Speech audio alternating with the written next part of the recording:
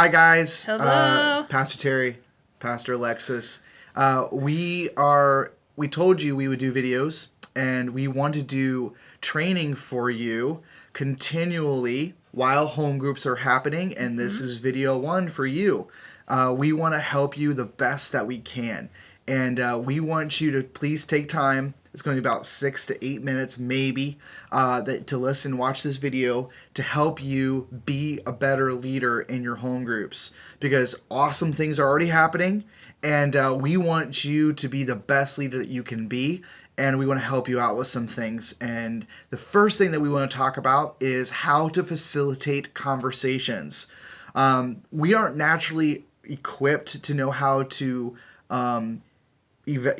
how to handle conversations, especially in larger groups. There's lots of things that can happen, and you're bringing all kinds of personalities into the group, and we want to teach you and to train you and to just remind you of how to facilitate conversations. Some of you already know how to do this, and you're doing extremely well. But we haven't heard anything that says you're not, but we want to just give you and equip you in case it happens.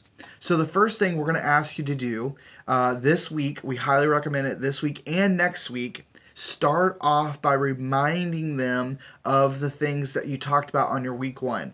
First things first is what you say here stays here. Yeah. Remind them that this week. What you say here stays here. We want to create an environment where they feel safe, where they can open up, they can have vulnerability occur in the group. The worst thing that can happen that can destroy a home group is when they share something and it leaves that room and enters into another group or into the church, and they will not come back.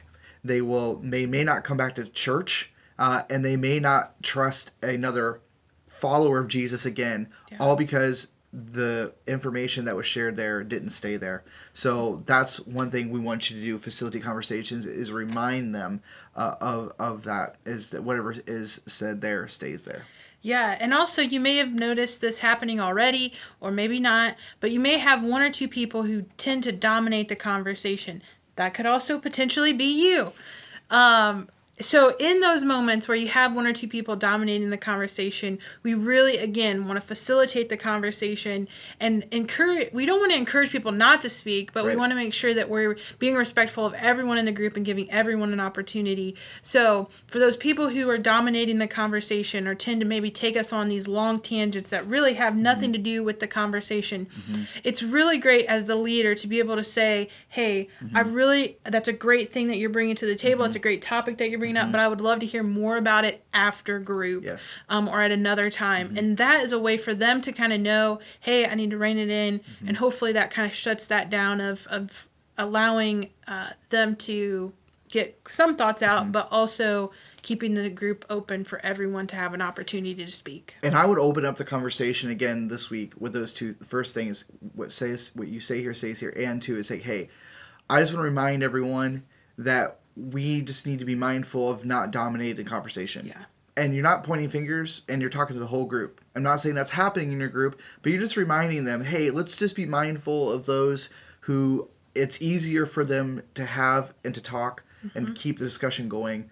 Let's make sure today and next week we leave space for those who need a little bit extra time to formulate and process before they speak. Yeah. Because those people often, like Alexis and my wife, I use those as an example, often they have some amazing things they say if there's space for them, quiet for them, a gap for them to speak. Yeah, and that's the next thing we want to talk to you about is, are you providing spaces for people who are more internal processors or who take a little bit more time to come up with their questions or answers?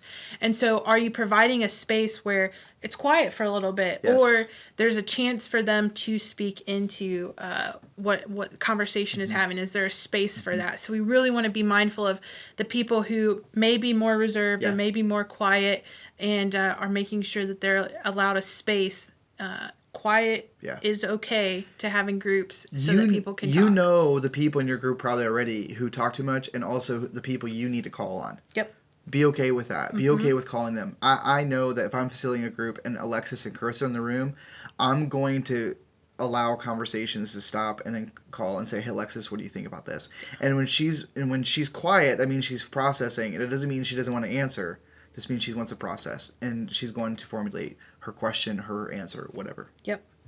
And then lastly, we want to make sure that we're asking open-ended questions. Yes. So, how so? Tell me more. That really gets conversation going. So maybe if you come into a place where it's a little bit, the climate of the conversation is kind of dying down, or maybe someone answers and it just kind of is a shutdown answer, ask more about it. Yes. Say, can you tell me more about that? Or how so? How, again, we're drawing conversation out. And there may be people in your group who also are really good at doing that too. You know, they may hear it and say, hey, so-and-so, I hear that. Tell me a little bit more about that. Yeah. That's a great way to facilitate conversation. You're not the one flying the plane. You're the one to make sure the plane can take off and land. You're the air traffic controller, okay? You're making sure that the people in the plane are allowed to take off the runway safely. You're not the one flying the plane. Yeah. And also, don't let them just answer the question by reading off the piece of paper. Get them to open up, dig deeper, and those open-ended questions really allow space and room for them to do that. Yeah.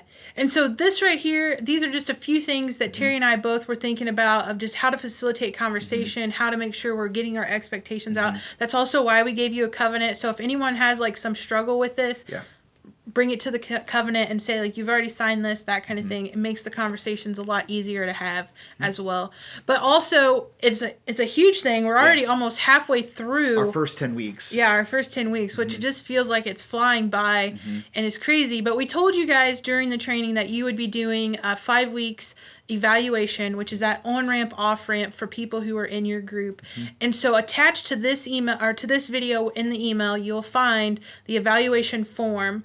And so that'll have some questions on it that we want to make sure at week 5, so not this week because you're getting it for week 4, but week 5 next week, that you leave about 20 minutes a space before the end of your group to have your group go through individually. This is kind of anonymous, but not anonymous. Right. Go through the evaluation form, fill it out, and then return it to you. That allows you to know who's saying, like, I can't make this, I thought Thursdays worked for me, but it's really been a struggle and I need to move groups. Or maybe it's just some feedback for you to know, hey, I have a really hard time, in this tight space or something like that just kind of gives you a little bit more information about how to better lead the group or what maybe some of the struggles are, but also that on or off ramp for your group members if they need to switch for any reason at whatsoever. And again, we don't want them to feel stuck because we want them to be participating in home groups. And this is a way for them not to get stuck. And so they can leave and go to another group, or they can try again later in another 10 weeks. Whatever. This is a great opportunity for them to feel that they're free to go and do what they need to do and be in the part of the groups that work best for them. Exactly.